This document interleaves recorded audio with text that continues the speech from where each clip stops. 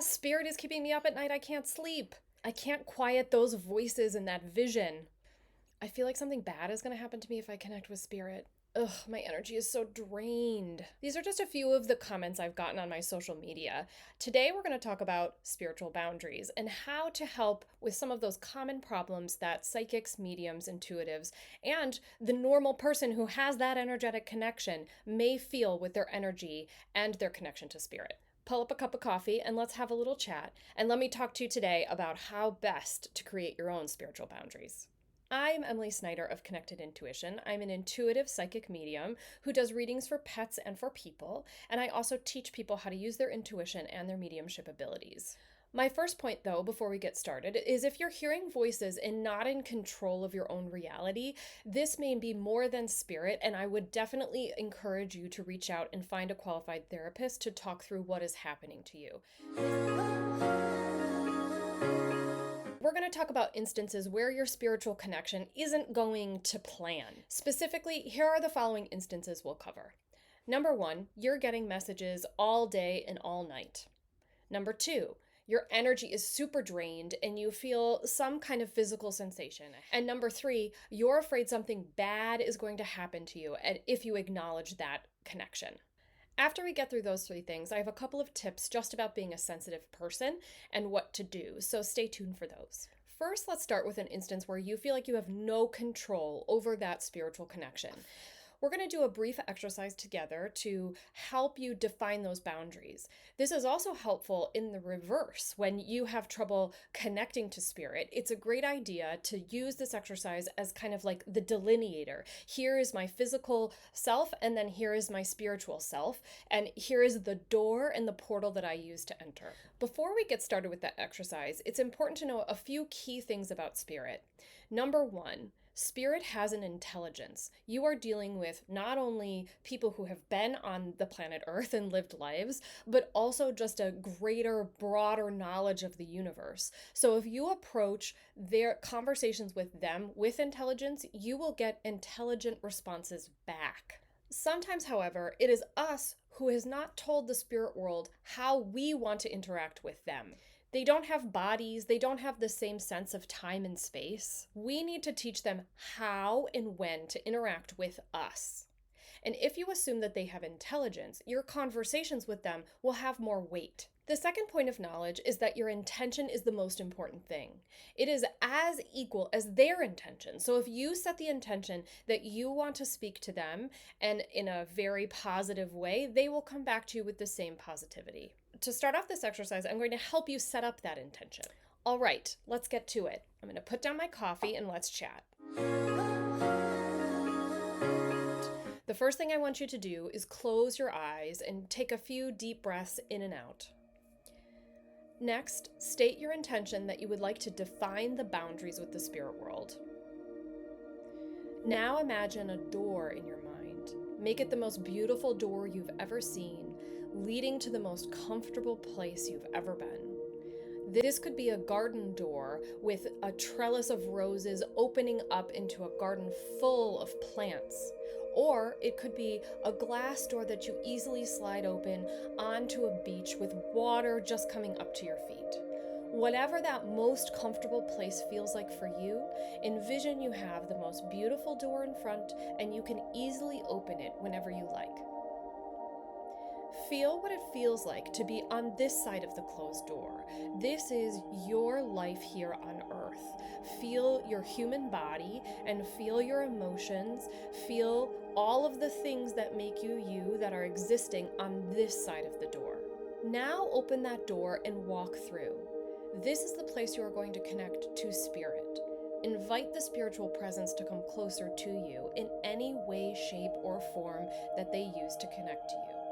Now that you're on this side, state your intention very firmly. This is the space where I would like to connect to you energetically. When I am on this side of the door, it is okay to connect with me. When I am on the other side of the door, I do not want that connection and I am not open for business. Now, once you've stated that, you can open your door and thank them on your way out and say, thank you so much for everything that you've given me. closing up that door nice and tight. Once you've closed the door, you can return back to your physical body, take a deep breath, take a moment, and then open your eyes with me. Welcome back. That was a great exercise. Now, it's very important to remember, if you are going about your daily life and you are going shopping at the grocery store, cooking dinner, do not open the door. And also, do not be curious about what's going on in the other side of the door. That curiosity invites attention and invites that energy back to you. So if, let's say, you're walking down the grocery store aisle and you do have a curiosity about it, then I would approach the door in your mind, open the door and say, I have this question about something that's just occurred to me. Ask the question, have that spiritual interaction, and then back up through that door, say thank you, close the door, and then go on with your daily life. This will become second nature. In either instance, where either you're having trouble connecting or you're connecting with spirit when you don't want to be all times, day or night, this exercise of the open and closed door should become a lot faster. It does not need to be a sit in the power, a 30-second thing. It will start to become kind of like turning on and off a light switch. Open the door, close the door, open the door, close the door. It can be just that fast. Now, the second instance of spiritual boundaries is where you're feeling something physically in your body when you have a connection to spirit. Now, this could be using your intuition. This could be in your mediumship practice. This could also be being a healer or doing tarot, something along those lines that gives you something in your body that you no longer want to feel. Some examples of this could be a headache, a hot or a cold feeling, a tingling feeling, or one of the biggest ones that I in particular did not like was kind of like a floaty feeling after doing a reading. A note though, if this does not bother you, you do not have to change it. I'll give you the perfect example. I get super hot when I connect to spirit. I sweat. And generally speaking, you'll see me do readings in either tank tops or short sleeve shirts because I'm sweating the whole time, sometimes even with a fan on me. I like that. I was cold my entire childhood growing up in the Midwest, and I don't like to be cold. So I have never asked spirit to stop making me hot. I don't want them to. So if these sensations don't bother you, you do not have to turn them off. No exercise is going to solve 100% of the fatigue when working with energy. We all know we have limits. There's only so much I can do to say, here's how we're going to limit these physical aspects. You'll start to realize you have your own personal limits with how much activity you can do throughout the day. For me, I know my absolute drop-dead limit is 5 readings a day.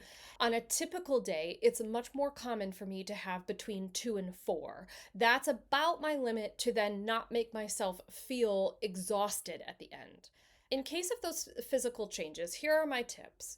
My first suggestion would be to go back to that place that we've just been. So approach the door that you have in your mind, enter the door, and invite the spiritual presence closer to you.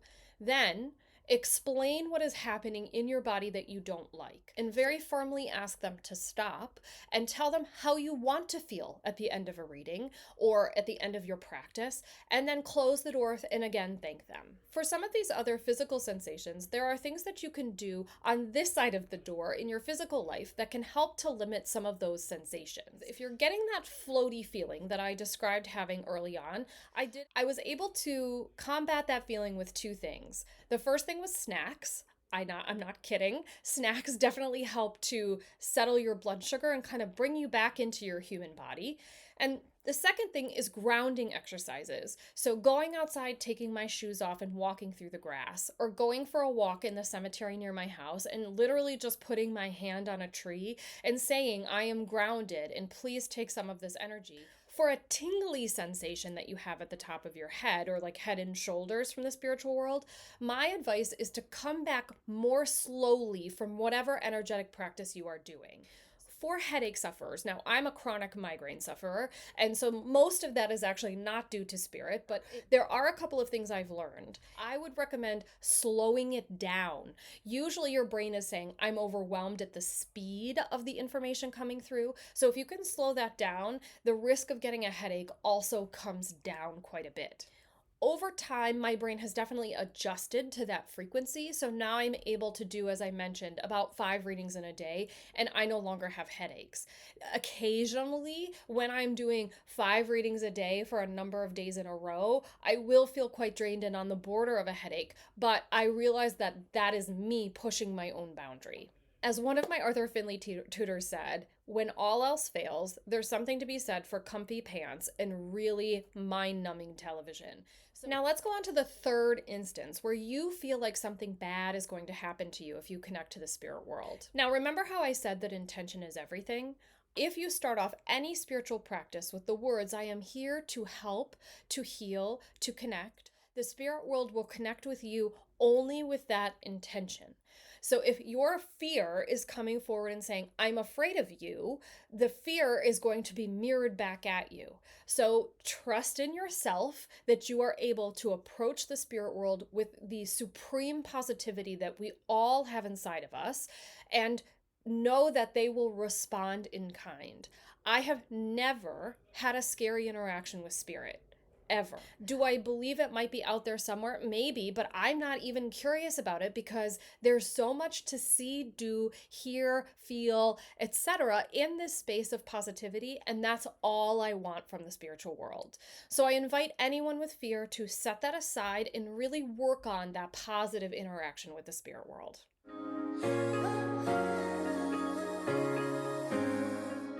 Most of us have a supreme level of sensitivity.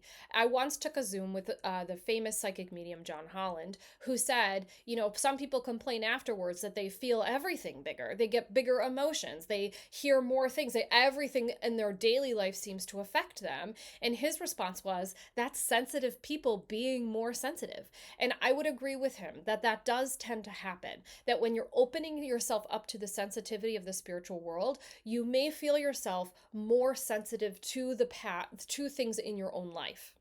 Now, what to do about that? I would highly recommend that you take really good care of yourself. There's a lot to be said for getting the right amount of sleep, eating the right things, and this might be avoiding certain things like alcohol, sugar, etc. It might also be seeing a therapist, especially if you're dealing in other people's energy day in and day out. In addition, I would go very slowly, and that will allow you a much more positive and limited interaction with the spirit world until you're ready to expand that. Now, all of that being said, let's do a quick visualization here of how you can walk through your days not being affected by other people's energy. So, what I want you to do is close your eyes very briefly, and as we always do, take a deep breath in and out. And very simply, I want you to visualize a white light coming down from above the top of your head and shimmering, glimmering, and kind of falling over you like a slow waterfall of beautiful, shimmering energy. Allow that to fall from your head to your shoulders, down your arms and down your torso, all the way down to your waist, your legs, front and back of your thighs, knees, all the way down your calves, and down to your feet, and to the ends of your toes and the bottoms of your heels. Now, first of all, that just feels amazing. But second of all, when you do that, you can kind of set up a barrier, a bubble, a protective landscape for yourself so that when you're interacting with others, it's a bit more limited. Whenever you're feeling a tug on that energy, just remember, I'm in this bubble. I have this protective light over the top of me. If you're having a particularly tricky moment in the day, you can say, I want my energy to remain my own, and I want to remain neutral at the end of the day. Just one last tip here. So, on being a truly sensitive person, you can also manage your outside influences. So, what I mean by that is, if you're someone who feels every single emotion, you may want to limit the amount of time that you're reading the news, scrolling through social media, interacting with friends who drain you. I know this is easier said than done, but if you feel your feelings coming to the surface and rumbling around and causing you havoc, my advice is to put the phone down and walk away.